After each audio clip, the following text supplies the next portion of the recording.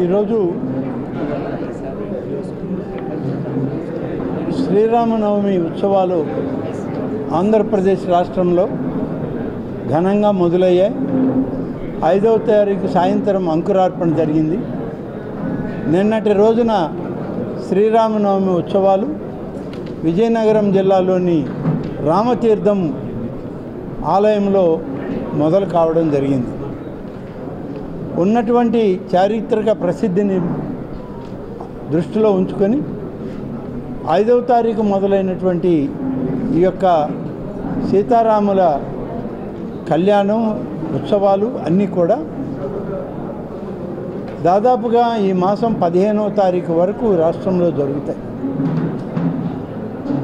ఆంధ్రప్రదేశ్ రాష్ట్రంలో విభజించబడ్డ తరువాత 2014లో భద్రాద్రి రాముడు తెలంగాణ రాష్ట్రానికి వెళ్ళాక ఆంధ్రప్రదేశ్లో రామాలయం శ్రీరామనవమి ప్రభుత్వం ఎక్కడ నిర్వహించాలనే ఆలోచన చేసినప్పుడు నాటి ముఖ్యమంత్రిగా గౌరవనీయులు శ్రీ నారా చంద్రబాబు నాయుడు గారు ఒంటిమిట్ట ప్రాంతాన్ని ఇక్కడ ఉన్నటువంటి కోదండరామస్వామి ఆలయాన్ని ఈ ఆలయ చారిత్రక ప్రసిద్ధిని ఆగమ విధానాలను అనుసరించి ఆంధ్రప్రదేశ్ రాష్ట్రంలో శ్రీరామనవమి రాష్ట్ర పండుగగా ఒంటిమిట్ట కోదండరామస్వామి ఆలయాన్ని ఎంపిక చేయడం జరిగింది. ఆ విధంగా దాదాపుగా 10 సంవత్సరాల నుంచి శ్రీరామనవమి ఉత్సవాలు ఇక్కడ జరుగుతున్నా 2014-19 5 సంవత్సరాల కాలం చాలా వైభవోపేతంగా తిరుమల తిరుపతి దేవస్థానం యొక్క ఆధ్వర్యంలో గౌరవ ముఖ్యమంత్రి గారు చంద్రబాబు నాయుడుగా వారిచ్చిన సూచనలు అమలు చేస్తూ ఈ ఉత్సవాలను చాలా ప్రతిష్టాత్మకంగా చేయడం జరిగింది.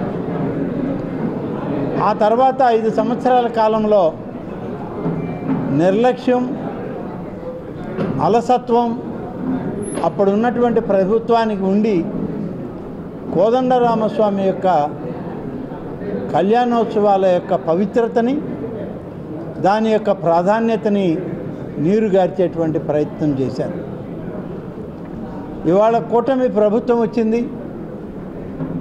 కూటమి ప్రభుత్వం నాయకుడిగా రాష్ట్ర ముఖ్యమంత్రిగా శ్రీ చంద్రబాబు నాయుడు గారు తిరిగి ఆధ్యాత్మిక శోభని ఆంధ్రప్రదేశ్ రాష్ట్రానికి ఇవ్వడానికి అన్ని ఆలయాల్లో ప్రతిష్టాత్మకమైన పవిత్రతతో కూడినటువంటి ఉత్సవాలని, పూజా కైంకర్యాలని చేయడం మొదలుపెట్టింది ఈ ప్రభుత్వం. ఈనాటి శ్రీరామనవమి ఉత్సవాలు కూడా తిరుమల తిరుపతి దేవస్థానం యొక్క ఆధ్వర్యంలో రాష్ట్ర ప్రభుత్వం యొక్క సహకారంతో జిల్లా అధికారులు, జిల్లా ప్రజాప్రతినిధులు అందరి యొక్క సూచనల మేరకు తిరిగి అత్యంత వైభవోపేతంగా కోదండరాముని యొక్క కళ్యాణాన్ని జరిపించడానికి 11వ తారీఖున ముహూర్తం నిశ్చయించి సాయంత్రం 6 గంటలకు కళ్యాణోత్సవం ప్రారంభమవుతుంది. దీనికి ముఖ్య అతిథిగా ఈ రాష్ట్ర ముఖ్యమంత్రిగా శ్రీ నారా చంద్రబాబు నాయుడు గారు సతీ సమేతంగా, కుటుంబ సమేతంగా, తన యొక్క సహచరుల యొక్క సమేతంగా ఇక్కడికి రాబోతూ ఉన్నారు. అందరినీ ఆహ్వానించడానికి జిల్లా కలెక్టర్ గారి నాయకత్వంలో, జిల్లా ఇన్ఛార్జి మంత్రి గారి నాయకత్వంలో టీటీడీ అధికార యంత్రాంగం అందరూ కలిసి టీటీడీ చైర్మన్ గారు, ఈఓ గారు సమన్వయంతో ఈ ఉత్సవాలను జరపడానికి ఏర్పాట్లు చేస్తూ ఉన్నాం. ఆ ఏర్పాట్లను పరిశీలించి ఇప్పటికే అధికార యంత్రాంగం తీసుకున్నటువంటి అనేక నిర్ణయాలను ఒకసారి సమీక్షించుకొని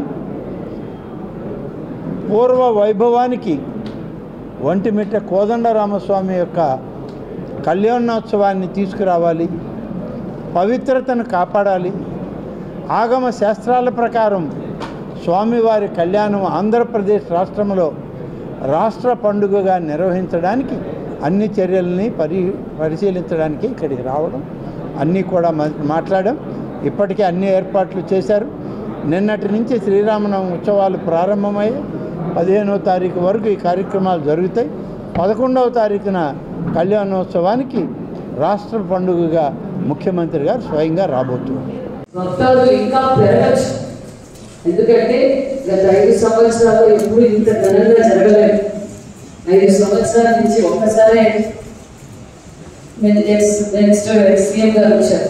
కానీ మన సీఎం గారు సాంప్రదాయాన్ని పాటించే ముఖ్యమంత్రి చంద్రబాబు నాయుడు గారు ఖచ్చితంగా, ఎందుకంటే పబ్లిక్ కూడా మరి మన కలెక్టర్ గారు ఎస్పీ గారేమో 75 అంటున్నారు, మేమైతే ఇంకా ఎక్కువ వస్తారు అనుకుంటున్నాం. కాబట్టి దానికి కూడా మనం అంతా ప్రిపేర్ కావాలి. ప్రతి ఒక్కరు అంటే ఓన్లీ ఎస్పీ కలెక్టరేట్ మినిస్టర్లే అంటే కాదు, అందరూ బాధ్యతగా తీసుకోవాలి. ఏ మాత్రం ఇబ్బంది కలగకుండా పబ్లిక్ భక్తాదులకు, ఎందుకంటే ఇన్ని అరేంజ్మెంట్స్ మనం చేస్తున్నాం. మరి మినిస్టర్ గారు ఇక 2 రోజుల ముందే వచ్చి ఇక్కడే ఉంటారమ్మా చూసుకుంటారంటారు మన రికమెండ్ మినిస్టర్ గారు. మరి అందరూ మన ఆఫీసర్స్ చెప్పినట్టు, మీరు అందరూ చెప్పినట్టు అందరూ కోఆర్డినేట్ చేసుకుని ప్రోగ్రామ్ మనం సక్సెస్ చేయాల్సిందిగా కూడా కోరుకుంటున్నాను. పబ్లిక్ ఎక్కడ ఒక చోట కూల్ కాకుండా కూడా మనం చూసుకోవాలి, ఎందుకంటే మనం ఎగ్జిట్తోనే ఇబ్బంది ఏంటంటే మనకు కావాల్సినటువంటి 15 మినిట్స్ మనకి టైం దొరుకుతుంది. అలాగే మెల్లగా బయటకు వెళ్ళే ఉంటుంది. సో దానికి తగ్గట్టుగా ఏర్పాటు చేస్తాం కదా. అదేవిధంగా గ్యాలరీస్ మనం 121 గ్యాలరీస్ మనం ఏర్పాటు చేసుకున్నాం. అలాగే గ్యాలరీస్లో కూడా ఏదైనా ఒక చిన్న ఇన్సిడెంట్ జరిగినా కూడా ఇమ్మీడియట్గా ఏ విధంగా రెస్పాండ్ కావాలి, ఏ విధంగా వారిని దగ్గరలో ఉన్నటువంటి ఈ మల్టీ డిసిప్లినరీ క్యాంప్కి ఎక్కడ తీసుకువెళ్ళాలి, అలాగే హెల్త్కు సంబంధించి ఎలా ఇమ్మీడియట్గా అడ్రస్ చేయాలి. అలాగే ఎమర్జెన్సీ అన్నట్టయితే 5 వెహికల్స్ని అక్కడ ఏర్పాటు చేస్తున్నాం. ఈవేకి సంబంధించి కాకుండా 5 వెహికల్స్ ఏర్పాటు చేస్తున్నాం. వాళ్ళకి ఆ వెహికల్స్ మూవ్మెంట్ కూడా సెపరేట్ గ్రీన్ ఛానల్ ఏర్పాటు చేసుకుంటున్నాం. సో అక్కడ డీటెయిలింగ్ ప్లాన్ కూడా చేయడం జరిగింది. అలాగే కార్యక్రమం అయిపోయిన తర్వాత సాధారణంగా ఆఫీసర్స్ అందరూ కూడా రిలాక్స్ అవుతుంటారు. అలా కాకుండా వీళ్ళు లాస్ట్ భక్తులు ఆ వెన్యూలో నుంచి బయటికి వెళ్ళేంత వరకు కూడా ఎవరు కూడా డిస్టర్బ్ కాకుండా ఆఫీసర్స్ అందరూ కూడా అందుబాటులో ఉండే విధంగా చర్యలు తీసుకుంటున్నారు. అట్లానే మనకి ఎగ్జిట్ అంటే మనకి ఈవెంట్ అయిపోయిన తర్వాత సాధారణంగా మనం ఫేస్ చేసేది ట్రాఫిక్, ఎందుకంటే అందరూ కూడా ఒకటేసారి రోడ్డుపైకి రావడం, అదేవిధంగా అందరూ కూడా ఒకటేసారి వారి గమ్యాలకు వెళ్ళే ప్రయత్నం చేస్తారు. కాబట్టి ఆ సందర్భంలో ఎక్కువ ఫోకస్డ్గా మనం ట్రాఫిక్ మేనేజ్మెంట్ బోర్డ్స్ కడప కానీ అలాగే తిరుపతి వైపు కానీ ట్రాఫిక్ ఎక్కడ కూడా బ్లాక్ కాకుండా దానికి సంబంధించి కూడా స్పెషల్ ఫోకస్ తీసుకోవడం జరిగింది సార్.